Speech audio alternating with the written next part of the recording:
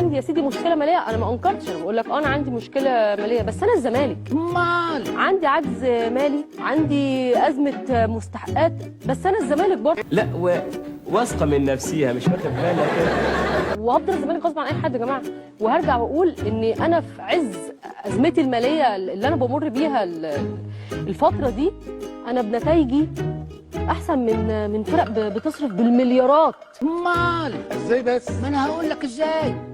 بالمليارات. يعني المنافس بتاعي خرج من كاس مصر، انا الحمد لله مكمل. المنافس بتاعي خرج من مجموعته في كاس الرابطه، انا لسه عندي فرصه اتاهل. في الدوري الفرق بيني وبينه نقطه. الحشيش تمام؟ كل ده ليه؟